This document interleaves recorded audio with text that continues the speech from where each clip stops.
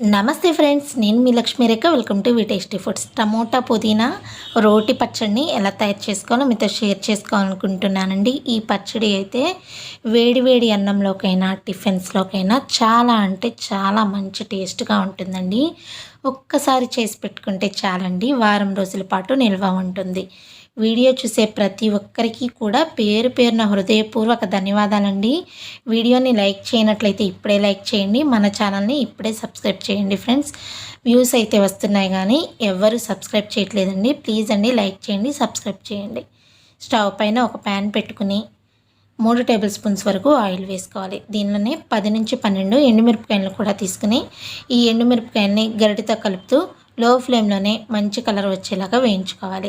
ఎండుమిరపకాయలు మాడిపోకుండా మంచి కలర్ వచ్చేలాగా వేయించుకున్న తర్వాత ఆయిల్ నుంచి ఒక ప్లేట్లోకి తీసుకుని పక్కన ఉంచుకోవాలి. ఇప్పుడు అదే ఆయిల్లో 1 స్పూన్ పచ్చెనగపప్పు, 1 స్పూన్ మినప్పప్పు, 1 స్పూన్ ధనియాలు, అలాగే ఒక హాఫ్ టేబుల్ స్పూన్ వరకు జీలకర్రని తీసుకోవాలి.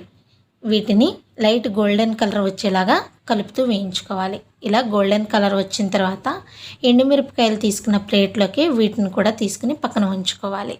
ఇలా పక్కన ఉంచుకున్న తర్వాత ఇదే ప్యాన్లో ఒక పెద్ద కట్ట పుదీనాని తీసుకుని శుభ్రంగా వాష్ చేసుకోవాలండి. ఈ పుదీనాని ఇదే ఆయిల్లో వేసుకోవాలండి. మీకు ఆయిల్ తగ్గినట్లు అనిపిస్తే 1 స్పూన్ ఆయిల్ యాడ్ చేసుకోవచ్చు. ఇలా ఒక 2-3 నిమిషాల పాటు కలుపుతూ వేయించినట్లయితే పుదీనాలో ఉన్న పచ్చి వాసన అంతా పోయి పుదీనా ఇలా చక్కగా మగ్గిపోతుందండి. ఇలా పుదీనా మగ్గిన తర్వాత 3 మీడియం సైజ్ టమోటాలని కట్ చేసి తీసుకోవాలి. అదే చిన్న సైజ్ టమోటాలు అయితే 4 తీసుకోండి. దీనిలోనే ఒక పిడికెడు కొత్తిమీర, అలాగే 4 నుంచి 5 వెల్లుల్లి రెమ్మలు, 1 రెమ్మ చింతపండుని తీసుకోండి. ఇలా చింతపండు కూడా వేసేసిన తర్వాత గరిటెతో ఇవన్నీ కూడా బాగా కలిసేలాగా కలుపుకోవాలి. మనకి టమాటా ముక్కలు మగ్గటానికి కొంచెం టైం పడతాయి కదండి. టమాటా ముక్కలు త్వరగా మగ్గటం కోసం కొంచెం సాల్ట్ వేసినట్లయితే మనకి టమాటా ముక్కలు అనేది త్వరగా మగ్గుతాయండి. కొంచెం కళ్ళు ఉప్పుని కూడా వేసి ఒకసారి బాగా కలిసేలాగా కలుపుకొని మూత పెట్టేసేయండి. ఇప్పుడు 4 నుంచి 5 నిమిషాల పాటు లో ఫ్లేమ్లో ఉడికించుకున్నట్లయితే మనకి టమోటాలో ఉన్న నీరు మొత్తం ఇంకిపోయి టమాటా ముక్కలు చక్కగా మగ్గిపోతాయండి. ఇలా మూతను తీసేసిన తర్వాత ఒక 2-3 నిమిషాల పాటు ఇలా ఆయిల్ పైకి తేలేలాగా బాగా కలుపుతూ వేయించుకోవాలి. ఇలా ఆయిల్ పైకి తేలిన తర్వాత స్టవ్ ఆఫ్ చేసేసుకోవాలి. ఇప్పుడు మనం ముందుగా వేయించుకున్న ఎండుమిరపకాయలని మిక్సీ జార్లోకి తీసుకోవాలి. దీనిలోనే మన రుచికి సరిపడినంత సాల్ట్ని కూడా యాడ్ చేసుకుని బరకగా మిక్సీ పట్టుకోవాలి. ఇలా మిక్సీ పట్టుకున్న తర్వాత టమాటా ముక్కలు పూర్తిగా చల్లారిన తర్వాతే మిక్సీ పట్టుకోవాలండి. మీరు కావాలి అంటే ఈ పచ్చడిని రోట్లో అయినా చేసుకోవచ్చండి. అందరి దగ్గర రోలు ఉండదు కదండి, అందుకే నేను ఇక్కడ మిక్సీలో చేసి చూపిస్తున్నాను.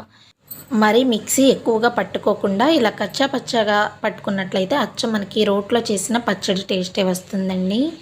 ఇప్పుడు స్టవ్ పైన ఒక ప్యాన్ పెట్టుకుని పచ్చడి కోసం తాలింపు చేద్దాం.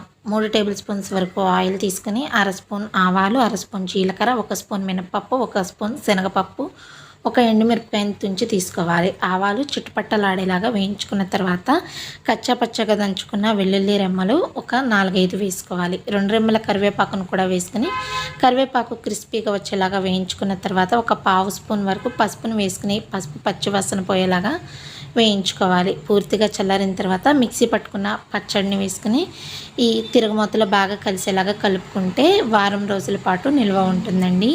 మీరు కావాలి అంటే ఉల్లిపాయ ముక్కలనైనా వేసుకోవచ్చండి, చాలా బాగుంటుందండి. ఉల్లిపాయ ముక్కలు వేసినట్లయితే ఎక్కువ రోజులు మనకి నిల్వ ఉండదండి. కొంచెం పచ్చడి తీసుకుని ఉల్లిపాయ ముక్కలనైనా కలుపుకోవచ్చు. వేడి వేడి అన్నంలో ఈ పచ్చడి నెయ్యి వేసి కలుపుకుని తింటే చాలా బాగుంటుందండి.